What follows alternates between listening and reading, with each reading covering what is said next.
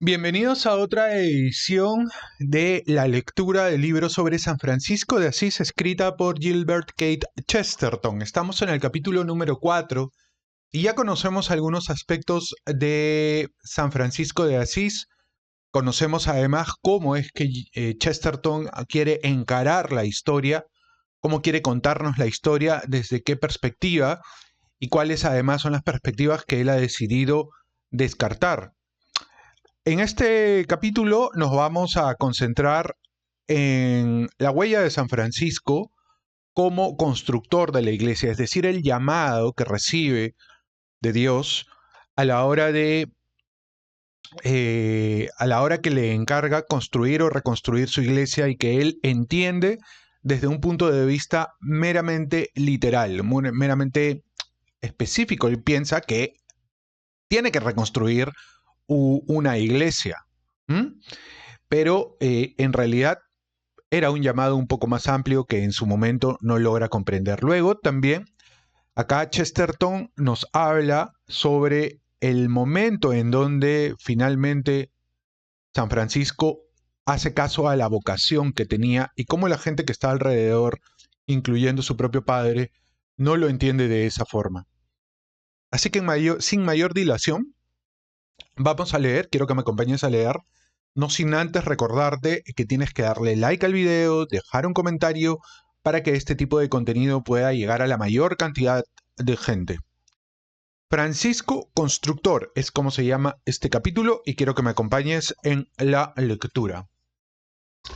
Hemos llegado a la hora de la gran ruptura en la vida de Francisco de Asís, al punto en que le aconteció algo que ha de permanecer muy oscuro para la mayoría de nosotros, hombres vulgares y egoístas, a quienes Dios no ha abatido lo bastante para hacernos hombres nuevos. Al tratar de este difícil pasaje, teniendo en cuenta mi propósito de hacer las cosas un tanto fáciles para el seglar simpatizante, me siento perplejo ante la elección del método a seguir y he decidido referir ante todo los hechos, añadiendo apenas algún atisbo que los interprete. La totalidad del sentido podrá ser luego debatida más fácilmente al desplegarse en la plenitud de la vida de Francisco. He aquí, pues, lo que acaeció. La anécdota se desarrolla muy ampliamente en torno a las ruinas de la iglesia de San Damián, un antiguo templo de Asís que parecía estar abandonado y desmoronándose. Allá acostumbraba a orar Francisco ante un crucifijo. Durante aquellos días de transición, tenebrosos y sin objetivo, que sucedieron al trágico fracaso de todas sus ambiciones militares, amargados probablemente con alguna merma del prestigio social, cosa terrible para su alma delicada. Mientras estaba orando, oyó una voz que le decía: Francisco, ¿no ves que mi casa está en ruinas? Anda y restáurala por mi amor. Francisco dio un salto y echó a andar. Andar y hacer algo era una de las exigencias tiránicas de su naturaleza. Probablemente anduvo y actuó sin premeditar nada lo que hizo. Mas sea como fuere, lo que hizo fue cosa muy decisiva y de momento desastrosa para su singular carrera social. Según el grosero lenguaje convencional del mundo que no comprende, robó. Según su entusiasta punto de vista, extendió hasta su venerable padre Pedro Bernardone la emoción exquisita y el inestimable privilegio de contribuir, más o menos inconscientemente, a la restauración de la iglesia de San Damián. En realidad lo que hizo fue vender primero su propio caballo y luego algunas piezas de los géneros de su padre, trazando sobre ellas la señal de la cruz para indicar su destino piadoso y caritativo. Pedro Bernardone no vio las cosas bajo esta luz. Pedro Bernardone poseía, en verdad, pocas luces para ver claramente y tener comprensión del genio y temperamento de su extraordinario hijo. En vez de comprender en qué especie de viento y llamas de apetitos abstractos vivía el mancebo, en vez de decirle simplemente, como le dijo más tarde el sacerdote, que había hecho una cosa reprensible con la mejor intención, el viejo Bernardone consideró el asunto de la manera más áspera, en forma literal y legal. Usó de poderes puramente políticos como un padre pagano, y él mismo encerró a su hijo bajo llave como a un vulgar ladrón. Según parece, el hecho escandalizó a muchos, entre quienes el desventurado Francisco gozara un tiempo de popularidad con sus esfuerzos por levantar la casa de Dios. No había logrado sino echarse su propia casa encima y yacer enterrado entre los escombros. El conflicto se arrastró desventuradamente por varios terrenos. Por lo pronto, el infeliz muchacho parece como tragado por la tierra en una caverna o calabozo donde estuvo sumido en la oscuridad, sin esperanzas. Aquel fue su instante más negro. Se había derribado sobre él el mundo. ¿Acaso cuando salió hubo quien fue advirtiendo solo gradualmente que algo había ocurrido? Él y su padre estaban citados a comparecer ante el obispo, ya que Francisco se negó a reconocer los tribunales competentes. El obispo le dirigió algunas reconvenciones, llenas del excelente sentido común que la Iglesia Católica guarda siempre, en el fondo, para las fogosas actitudes de los santos. Dijo a Francisco que había que restituir sin discusión el dinero a su padre, que ninguna bendición podía coronar una buena obra realizada por medios injustos. En una palabra, por decirlo crudamente, que si el joven fanático devolvía el dinero al viejo loco, se daría por terminado el incidente. Francisco observaba una nueva actitud. No se le veía deprimido y menos rastrero con respecto a su padre, mas sus palabras no significaban, a mi juicio, ni justa indignación ni maliciosa insolencia, ni nada que implicase una mera continuación de la querella. Tienen más bien una remota analogía con las frases misteriosas de su gran dechado. ¿Qué tengo yo que ver contigo? O quizá con aquel terrible no me toques. Estaba en pie delante de todos y les dijo: hasta hoy he llamado padre a Pedro Bernardone, pero ahora soy el siervo de Dios. No solo restituiré el dinero a mi padre, sino todo cuanto pueda llamarse suyo, aun los mismos vestidos que me dio. Y despojóse de sus ropas menos una, y esta era, según dicen, una camisa de crin.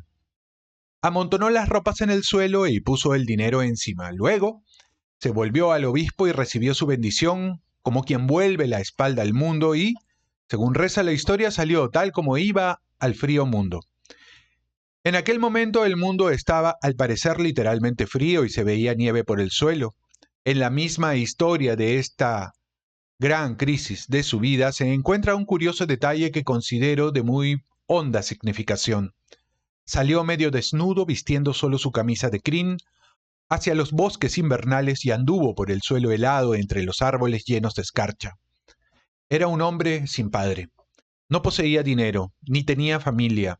No tenía, según todas las apariencias, ningún negocio o plan o esperanza en el mundo, y mientras andaba bajo los árboles helados, de pronto rompió a cantar. Se ha observado como cosa notable que cantó en lengua francesa o provenzal, que se llamaba francés convencionalmente. No cantó en su lengua nativa y precisamente en su lengua nativa cobró, más tarde, fama de poeta. Ciertamente Francisco es uno de los primeros poetas nacionales en los dialectos auténticamente nacionales de Europa. Pero entonces cantó en la lengua con que identificara sus más juveniles ardores y ambiciones. Era para él eminentemente la lengua del romanticismo. El hecho de que brotara de sus labios en aquel momento extremo me parece, a primera vista, cosa muy singular, pero después de profundizar en ella sumamente significativa. Trataré de sugerir en el próximo capítulo lo que significaba o hubiera podido significar, y bastará con indicar aquí que toda la filosofía de San Francisco se mueve en torno a la idea de una nueva luz sobrenatural iluminando las cosas naturales que implicaba la conquista definitiva, no la definitiva renuncia de tales cosas. Y para el propósito de esta parte puramente narrativa de aquel hecho bastará con recordar que, mientras vagaba por el bosque invernal vistiendo su camisa de crin, con el más áspero de los, como el más áspero de los ermitaños, cantó en el lenguaje de los trovadores. Entretanto, la narración nos vuelve naturalmente al problema de la iglesia arruinada, o por lo menos descuidada, que constituyó el punto de partida del inocente crimen del santo y de su beatífico castigo. Aquel problema dominaba aún su pensamiento, y reclamó pronto sus actividades insaciables, pero eran ya actividades de otra índole, y no intentó ya inmiscuirse en la ética comercial de la ciudad de Asís. Alboreaba en él una de las grandes paradojas que son también perogrulladas. La manera de construir un templo no consiste en andar mezclando en disputas y cuestiones legales harto desconcertantes para Francisco. La manera de construir un templo no consiste en pagar por ello con dinero propio, y mucho menos con dinero ajeno. La manera de construir un templo consiste en construirlo. Púsose a recoger piedras por sí mismo. Rogó a todos los que encontraba que le diesen piedras. De hecho, resultó una nueva suerte de mendigo, invirtiendo la parábola, un mendigo que no pide pan, sino una piedra. Probablemente, como le aconteció muchas veces en el curso de su existencia extraordinaria, la misma singularidad de la súplica le dio una especie de popularidad, y toda suerte de gente desocupada y dada a lujo tomó a pecho el proyecto como si se hubiese tratado de una apuesta. Trabajó él con sus propias manos en la reconstrucción de la iglesia, arrastrando el material como una bestia de carga y aprendiendo las más rudas y bajas lecciones del trabajo. Se cuentan muchas historias de Francisco referentes a este y a otros periodos de su vida, pero para nuestro propósito, que es de simplificación, parece mejor detenernos en esta nueva entrada definida de San Francisco en el mundo por la angosta puerta del trabajo manual. Corre ciertamente por el conjunto de su vida una especie de doble sentido, como propia sombra en un muro. Toda su acción poseía cierto carácter alegórico, y es muy posible que algún historiador científico con ingenio aplomado intente algún día demostrar que el santo mismo no fue sino una alegoría. Es ello bastante cierto en el sentido que laboraba en doble tarea, reconstruyendo otra cosa a la par que la iglesia de San Damián. Estaba descubriendo la lección genérica de que su gloria no consistía en derrotar a los hombres en batalla, sino en construir los monumentos positivos y creadores de la paz. ¿Construía en verdad alguna otra cosa o empezaba su construcción? Algo que ha caído a menudo en ruinas, pero que siempre se reconstruyó. Una iglesia que puede siempre reedificarse aun cuando se pudriesen sus cimientos junto a su primera piedra. Una iglesia contra la cual las puertas del infierno nunca podrán prevalecer. La siguiente etapa del progreso de Francisco puede tal vez señalarse con el hecho de que extendió las mismas energías de restauración arquitectónica a la pequeña iglesia de Santa María de los Ángeles en la Porciúncula. Hizo ya cosa parecida en una iglesia consagrada a San Pedro, y aquella cualidad de su vida a que nos hemos referido, que daba al santo algo del carácter de un drama simbólico, inclinó a muchos de sus biógrafos más piadosos a hacer notar el simbolismo numérico de las tres iglesias.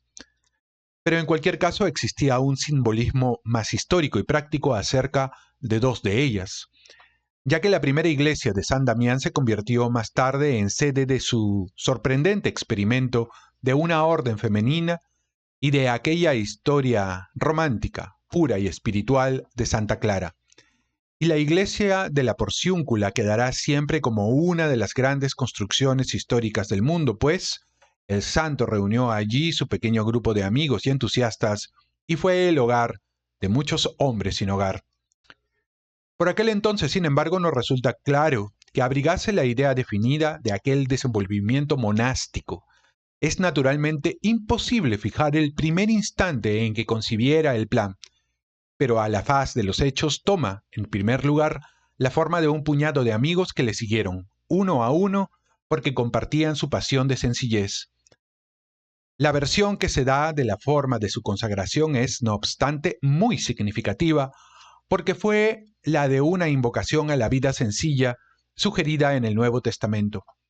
La adoración de Cristo había constituido una gran parte de la naturaleza apasionada de aquel hombre, pero la imitación de Cristo, como una especie de plan o programa ordenado de vida, puede decirse que comenzaba entonces. Los dos hombres que tienen al parecer el mérito de haber percibido antes que nadie algo de lo que estaba aconteciendo en el mundo espiritual fueron un importante y rico ciudadano llamado Bernardo de Quintavalle y un canónigo de una iglesia cercana llamado Pedro. Son tanto más dignos de admiración cuanto que Francisco, si puede decirse así, estaba entonces revolcándose en la pobreza y andaba con leprosos y mendigos harapientos, y aquellos dos hombres tenían mucho que abandonar, el uno comodidades mundanas y el otro ambiciones de carrera eclesiástica. Bernardo, el pudiente ciudadano, acabó por vender todo cuanto poseía, dando su producto a los pobres. Pedro hizo aún más, ya que descendió de una cátedra de autoridad espiritual, probablemente siendo ya hombre de edad madura y con hábitos mentales endurecidos, para ir en pos de un muchacho extravagante y excéntrico que muchos debieron de tener por maniático. Luego que ellos vislumbraban cuya gloria viera a las claras Francisco, podremos sugerirlo más adelante si hay alguna manera de sugerirlo. En el punto presente no hemos de proponernos ver más que lo que vio todo Asís, y no fue precisamente cosa indigna de comentario. Los ciudadanos de Asís no vieron sino al camello pasando triunfalmente por el ojo de la aguja y a Dios, realizando cosas imposibles, porque para él todas son posibles.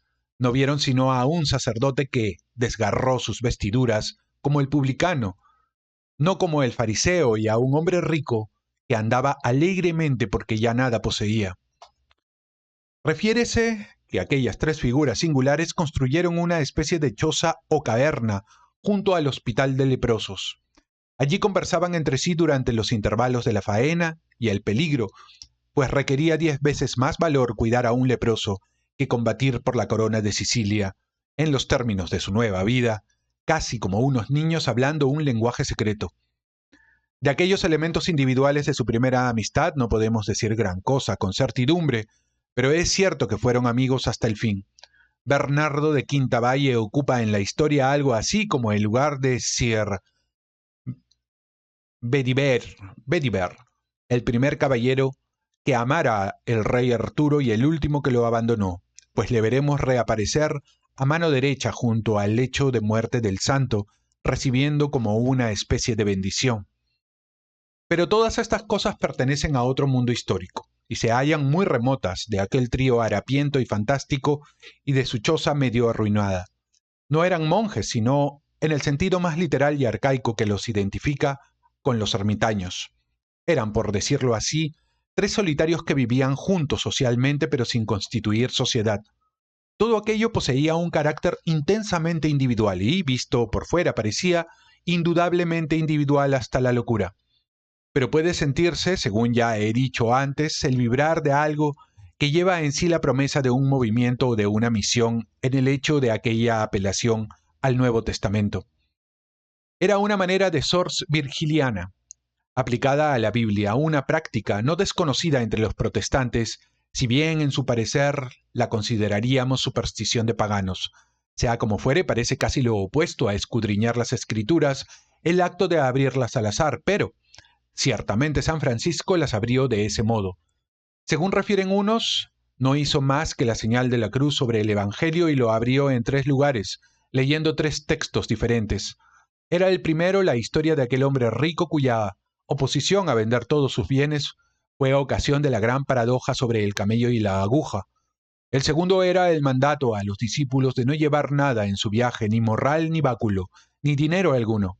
El tercero era aquella sentencia, que podría llamarse literalmente crucial, según la cual quien sigue a Cristo debe también llevar su cruz a cuestas. Refiérase otra anécdota similar de San Francisco, estableciendo que encontró uno de aquellos textos con solo escuchar lo que resultó ser el Evangelio del día.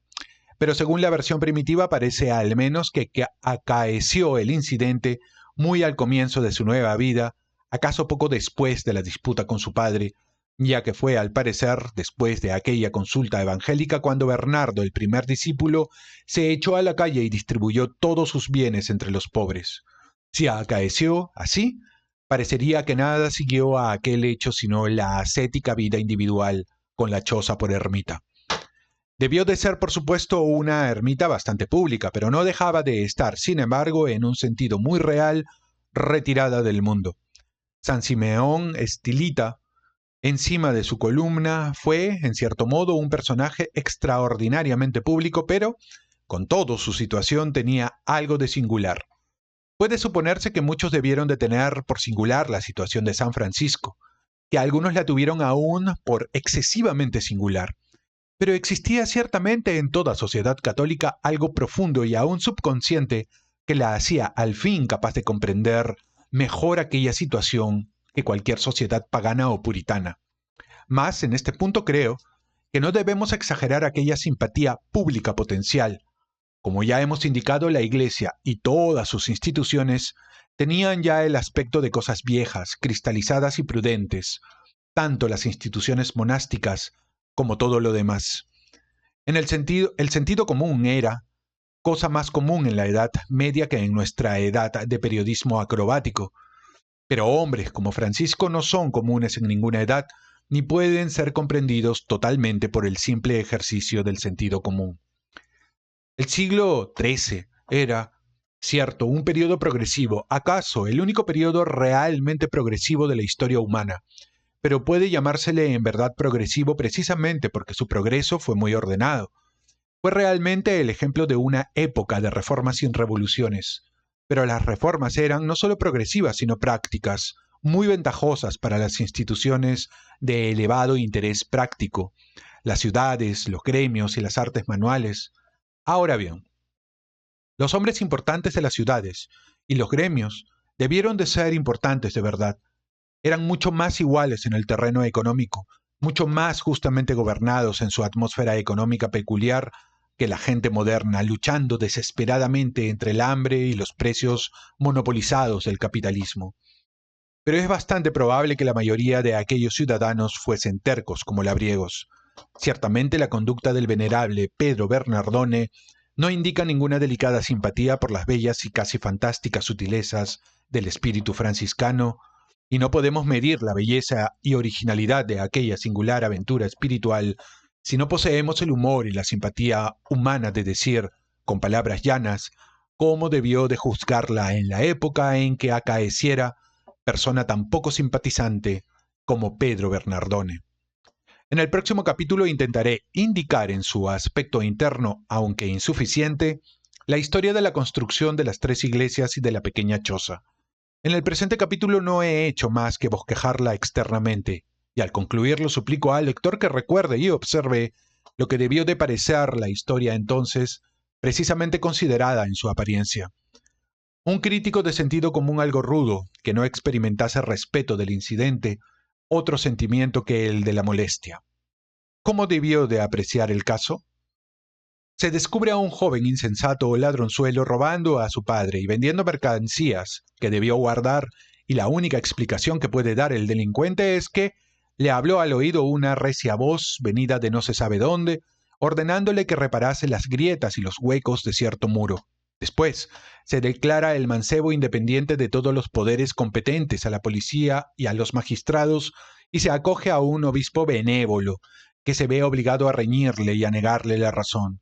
Se despoja seguidamente en público de sus vestiduras y prácticamente se las arroja a su padre, declarando al mismo tiempo que su padre ya no lo será para él. Anda luego por la ciudad mendigando piedras y otros materiales de construcción a todos los que encuentra, obedeciendo, según parece, a su antigua monomanía de reparar el muro. Puede ser cosa excelente que las grietas sean reparadas, pero es preferible que lo sean por alguien que no tenga hendeduras en el cerebro, y las restauraciones arquitectónicas, como otras cosas, no se llevan a cabo mejor precisamente por quien tiene en su techo mental alguna teja suelta. Finalmente, el muchacho se sume entre los harapos y la inmundicia y se arrastra materialmente por el arroyo. Este es el espectáculo que Francisco debió de ofrecer a muchos de sus vecinos y amigos. Su modo de vivir debió de parecerles dudoso, mas probablemente ya mendigaba entonces por pan, como por materiales de construcción, y ponía siempre sumo cuidado en pedir el pan más negro y peor que encontraba, las cortezas más duras, menos comestibles que las migas que devoran los perros al caer de la mesa del hombre rico. En esto iba quizá más allá que un mendigo corriente, porque el mendigo suele comer lo mejor que encuentra y el santo lo peor. Prefería en realidad vivir de las obras, lo cual es probablemente una experiencia bastante más desagradable que la refinada simplicidad a la cual los vegetarianos y los abstemios llaman vida sencilla. Lo que observaba con relación a los alimentos lo observaba igualmente con relación al vestido. En ello se regía por el mismo principio de tomar lo que podía y no lo mejor de lo que podía. Según reza una historia, trocó sus ropas por las de un mendigo y le hubiera satisfecho sin duda trocarlas por las de un espantapájaros. Según refiere otra versión, echó mano a la áspera túnica parda de un labriego, pero debió de ser solamente porque el labriego le dio su túnica parda más raída, que en verdad había de serlo mucho. Los labriegos no suelen tener muchos trajes que ofrecer y la mayoría de ellos no se sienten inclinados a ofrecerlos hasta que el estado de las ropas lo exige en absoluto. Se dice que en lugar del cinturón de que se desprendiera, probablemente con mayor ironía simbólica, porque de él colgaba la bolsa o alforja, según costumbre de la época, cogió una cuerda más o menos al azar, porque la encontró a mano y se la ciñó. Quiso significar, sin duda, que ataba cosa miserable, tal como el vagabundo abandonado ata a veces el lío de sus ropas con un cordón. Quiso acentuar la nota de recoger sus ropas de cualquier modo, como harapos hallados en unos armarios polvorientos. 10 años después, aquel vestido improvisado era el uniforme de 5.000 hombres, y 100 años más tarde, para mayor solemnidad pontifical, llevaron a enterrar al gran Dante cubierto con igual vestidura. Muy bien, muy bien. Hemos concluido así el capítulo número 4 de este texto que nos habla del momento en donde San Francisco de Asís escucha su llamado, ¿no? Muy interesante sobre todo la manera como Francisco, en palabras de Chesterton, abraza la pobreza, abraza la renuncia. Sin embargo, también anota Chesterton que no es que Francisco haya abrazado la renuncia total a todos los bienes y a todos los objetos materiales, sino que los trata de iluminar desde un punto de vista sobrenatural. Iluminar las cosas, todas las cosas desde un punto de vista sobrenatural, implica también dejar atrás aquellas cosas a las cuales esa luz sobrenatural no llega a alcanzar y se yergan como sombras. Bueno, esas sombras nos abrazan y resulta que en la mayor parte de los casos son la mayoría de las cosas materiales. Habla de la manera como el mundo podría haber interpretado el momento en donde vende las cosas de su padre Francisco para reconstruir la iglesia de San Damián. Él probablemente, desde la perspectiva de Chesterton, lo que quería era alargar la propia bendición hacia la figura de su padre, como una suerte de inconsciente ayuda que él ofrecía a la reconstrucción o rehabilitación de la iglesia de San Damián. Esto probablemente en ojos mundanos no lo entendió su papá. Su papá lo entendió desde cierto paganismo materialista, vamos a decirlo así, y de hecho lo denunció. Denunció a su propio hijo. Francisco no se quiso adherir a la justicia civil de la época, sino prefirió ser juzgado, si esa es la palabra, por el obispo, quien requirió que mejor devuelva todo lo que tenía para así poder conseguir cierto tipo de bendición, más allá del perdón del padre. Padre al que luego renunció inmediatamente al entregarle todas sus ropas y el dinero que compensaría el robo. Así que la historia nos ha dejado en este punto. Francisco renunciando al mundo material o a lo innecesario y abrazando el mundo sobrenatural. que coincide en muchas ocasiones con el mundo de la pobreza extrema, renunciando incluso a la propia comida en buen estado. Ese es un poco lo que nos ha querido dejar en este punto Gilbert Keith Chesterton. Muy bien, espero que les haya gustado la historia. Nos vemos entonces en un siguiente video, que vendría a ser el capítulo número 5 de esta historia, que como les dije no es una historia larga, pero siempre es interesante conocer qué es lo que Chesterton tiene que decir sobre San Francisco, sobre cualquier tema en realidad, porque Chesterton es absolutamente inabarcable. El siguiente capítulo se llama El juglar de Dios. Ya saben que Francisco tenía una gran inclinación hacia la poesía, así que vamos a ver de qué se trata este capítulo. Nos vemos en el siguiente.